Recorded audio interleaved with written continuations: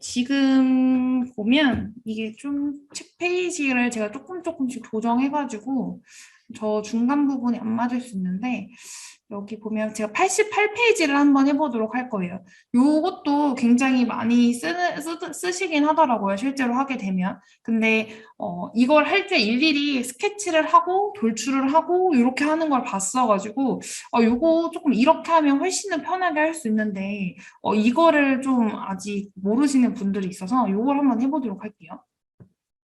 이쪽에다가 그냥 한번 옆에다가 해볼게요. 여기다가 단순히 스케치만 해주시면 됩니다. 이 옆에다가 제가 스케치를 한번 해보도록 할게요. 이 판에다. 스케치를 누르고 원을 하나 그립니다. 요것도 막 또 요거 한번 오프라인에서 교육을 할 때도 마찬가지지만 지금 똑같이 그냥 대충 저처럼 그리시면 돼요. 요거를 엄청난 디테일로 그렇게까지 안 하셔도 되는데 막 엄청나게 촘촘하게 하시는 분들이 있어요. 요거 연습이니까 그냥 대충 이렇게 그려주시면 됩니다. 요 그리는 방법도 또 아직 모르시는 분들이 있을 수도 있는데 솔리드웍스에서는 스케치를 그릴 때 클릭해서 연속적으로 이어서 그리는 포인트 앤 포인트 방식이 있고요.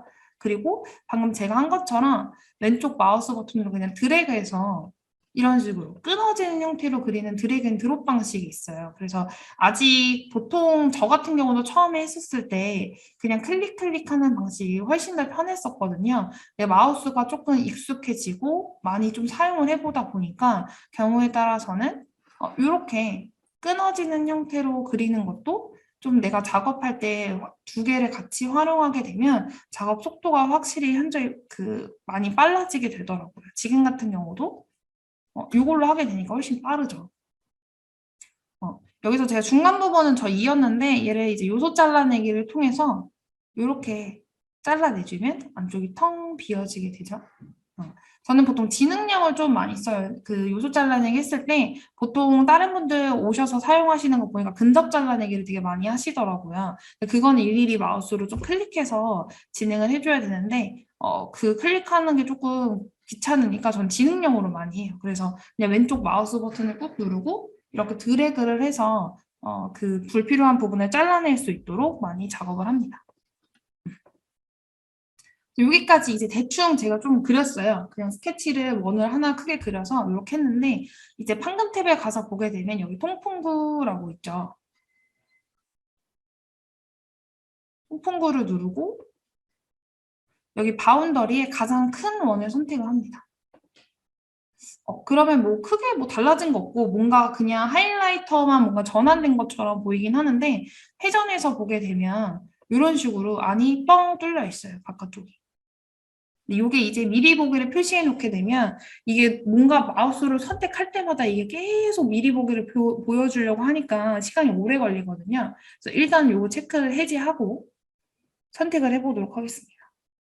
요 보강대 부분에 제가 요게 방금 전에 그랬던 그래도 많이 그리면 좀 짜증나실 수도 있어요. 우리가 이렇게 선택할 때 지금 연습하는 거니까 많이 그리면 또 선택하느라고 또 오래 걸리잖아요.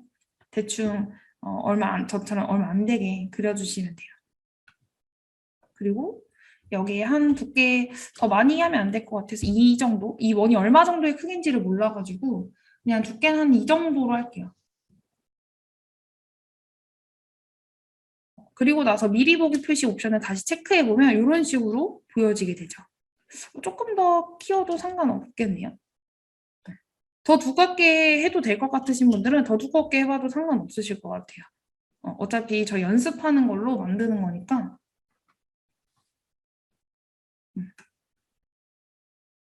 그래서 이런 것도 만약에 직접 그려서 하려 그러면 이거 일일이 다 이렇게 스케치를 또 하고 막 요소 잘라내기로 또 두께만 남기고 잘라낸 다음에 또 다시 돌출 컷을 하고 돌출을 하고 뭐 이렇게 했었을 건데 이 통풍구라는 기능을 이용하게 되면 다음처럼 빨리 이런 형상을 만들어 줄 수가 있습니다.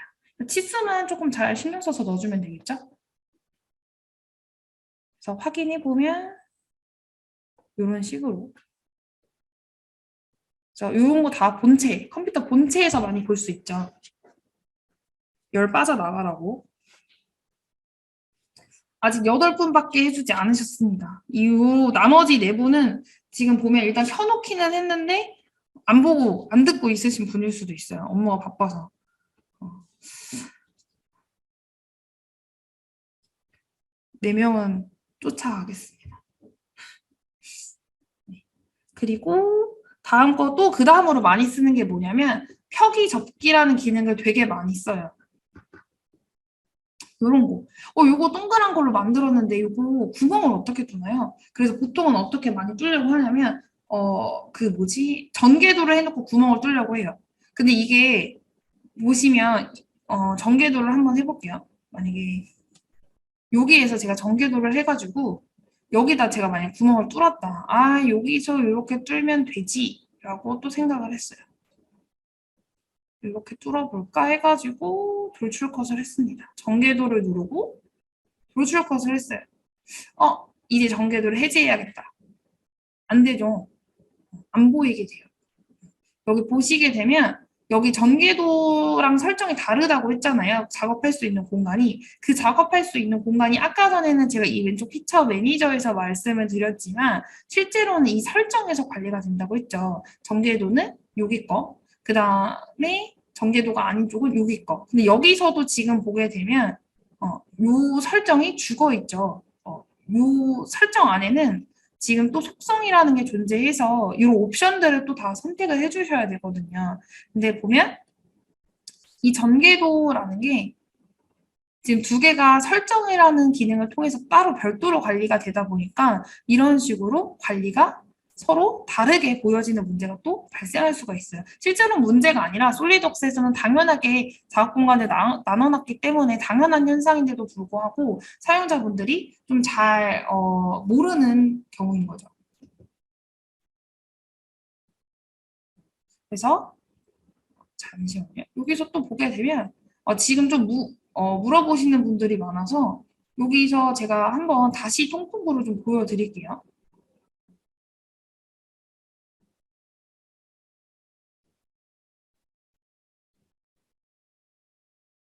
이렇게만 해가지고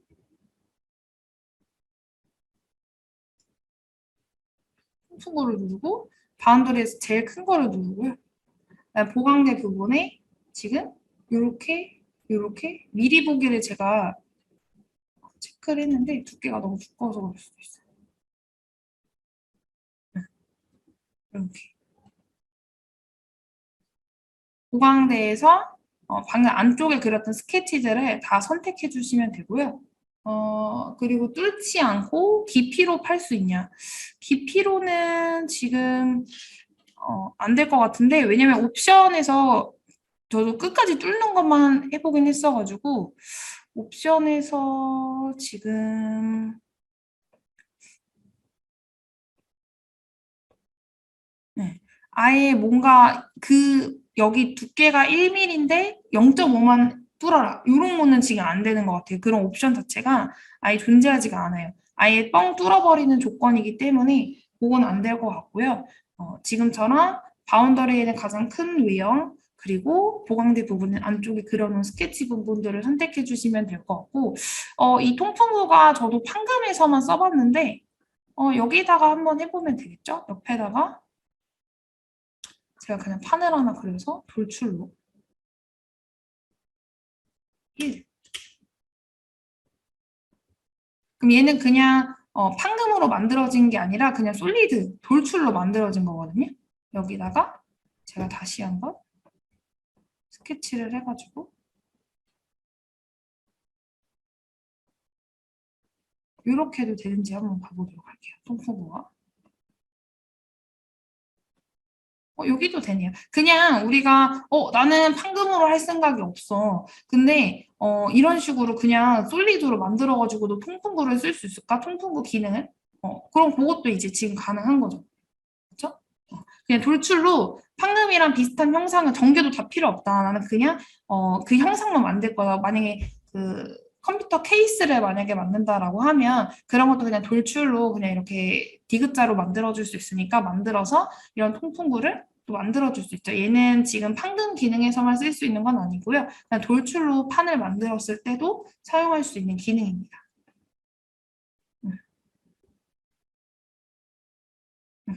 그래서 지금 보면 요 펴기 접기를 하려고 하는데 이 펴기 접기를 했을 때 전궤도에서 뭔가 작업을 하려고 하면 절대 안 되고요. 진짜로 실제로 굽힘을 폈다가 접는 작업을 해주셔야 돼요. 그래서 예제 파일에 보면 제가 만들어 놓은 게 있는데 파일에서 열기 누르시면 여기에 다양한 판금 피처라고 있을 거예요. 여기 펴기 접기 6번에 펴기 접기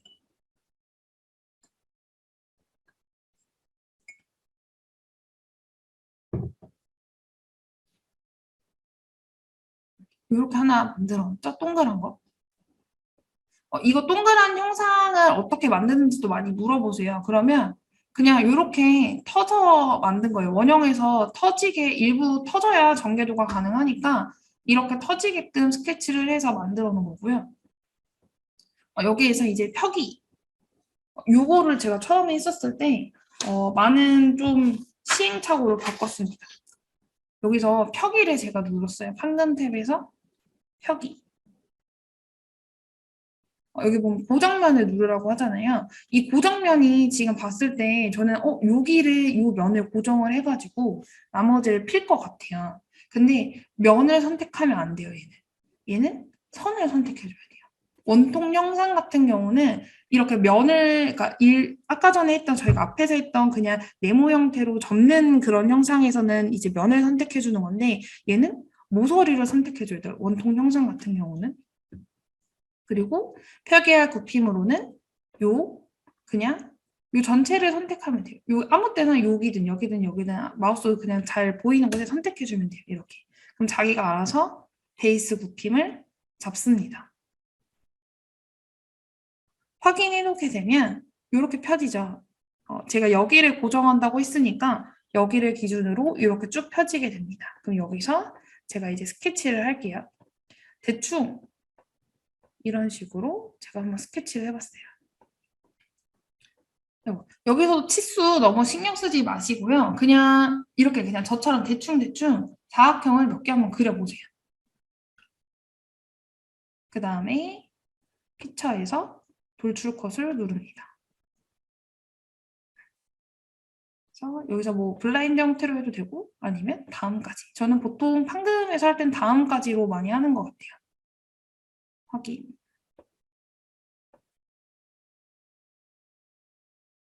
그 다음에 다시 접어주면 돼요. 판금 탭에서 다시 접기 눌러가지고 고정될 모서리는 자기가 알아서 선택해주는데 여기서도 만약에 그냥 여기서 내가 원하는 모서리 쪽이 반대쪽이다라고 하면 다시 찍어주면 돼요. 이쪽을 찍든 이쪽을 찍든 상관없는데 처음에 제가 그 고정될 그 선으로 이쪽을 찍었으니까 다시 이쪽을 선택을 해주게 되고요. 적기와 굽힘으로는 다시 또 마우스로 전체 이 모델 쪽에서 아무 쪽이나 면을 선택해주게 되면 이 적기와 굽힘으로 자동으로 굽힘이 선택이 됩니다. 확인해 보게 되면 이렇게 다시 원래 형태로 접히기 시작하죠. 그러니까 원래 알고 자기가 갖고 있는 그 굽힘 그 정보를 갖고 있어요. 뭐 90도로 접었다라고 하면 다시 원래 형태로 90도로 접어주기 시작하죠. 그래서 여기 영상에서도 보고 여기 기능 보여지는 것처럼 이런 식으로 여기를 펴서 구멍을 또 뚫어줘야 되는 경우가 있어요. 간혹. 여기 이걸로 한번 해볼까요? 제가 여기서 했던 거니까 여기를 이걸로 한번 해보게 되면 전개 말고 펴기를 눌러서 여기 부분에 뭔가 이렇게 구멍을 또 뚫어줘야 됐어요. 그러면 고정된 면으로 여기를 찍고 펴기와 굽힘으로 여기를 찍었어요. 그런 다음에 확인을 눌러주게 되면 이렇게 펴지기 시작하죠. 그 다음에 여기서 스케치를 해가지고 어디죠? 여기다가 뭐 이렇게 했다.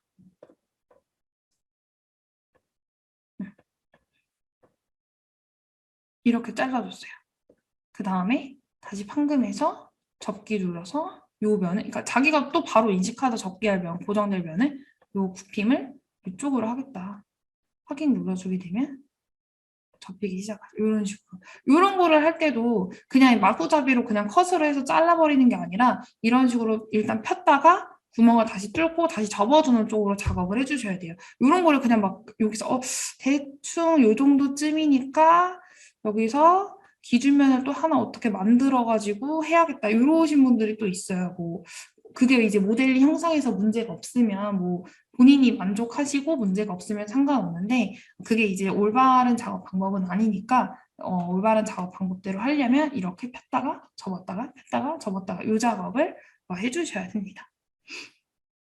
그래서 전개도 판금에서는 지금 전개도랑 그냥 일반적으로 전개도가 안 된 상태인 그 설정 자체가 다르니까 그런 것들을 좀 알고 계셔야 될 것 같고요. 그래서 지금 제가 원래도 오프라인 교육했을 때 이 기능을 다 하진 않아요. 여기 있는 이 페이지 수는 지금 좀 잘못되긴 했는데요. 여기 있는 건 다 하지 않고 여기서도 실제로 이제 판금에서는 가능하다고 이제 명시가 되어 있긴 한데요. 그게 실제 제품 으로 나왔을 때 그 형상이 요거는 좀 실제 나오는 거랑은 좀 다른데라고 하는 기능이 있을 수도 있어요. 근데 그건 이제 모델링적으로 이제 가능한 기능으로 만들어 놓은 거니까 그런 거는 좀 맞지 않으시면 요거는 조금 더 개선이 필요하다라는 쪽으로 뭐 연락을 주시거나 아니면은 연락을 주시는 게 좋을 것 같고요. 저도 이제 여러분들보다 전문가가 아니다 보니까 기능적인 거는 알려드릴 수가 있지만 이제 실제 전문적으로 실제 실설계에 대해서는 좀 제가 알려드릴 수가 없으니까 그런 부분들은 이제 저도 배워가면 좋으니까 한번 물어보시면서 이런 거는 이런 식으로 돼야 될 것 같다라고 말씀을 해주시면 제가 그런 것들은 좀 저도 이제 본사 쪽에 문의를 다시 해보면 좋을 것 같고요.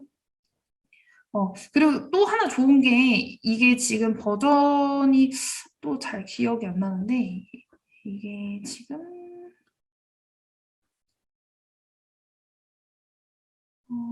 여기 써 있을 것 같은데 이게 저희가 보통 판금에서는 전개도를 봐야 되니까 재질이 굉장히 중요하잖아요. 전개도까지 생각을 해놓게 되면 뭐 전개도를 생각하지 않으면 뭐 재질 같은 경우는 크게 또 뭐 신경 안 쓰셔도 되긴 하지만 이 재질에 따라서 연심률이 다르고 또 두께에 따라서 연심률이 또 달라지기 때문에 그런 것들 때문에 이 재질이랑 파라미터 연결을 해주는 게 가장 중요하거든요.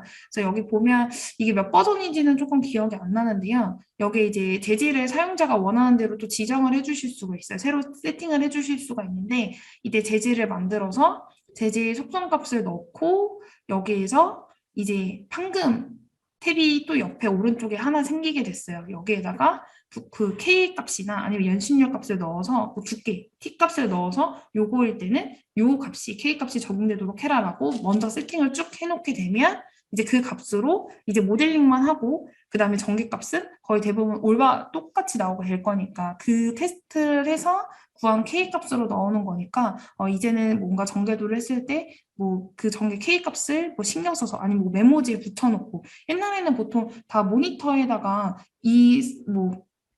뭐 스테인리스 재질일 때, 두께가 2일 때, K 값은 뭘로 해야 된다. 이거를 다 메모지로 적어놨었거든요. 그런 거를 그냥 여기다가 다 이제 넣어놓고 사용을 할 수 있다는 거죠.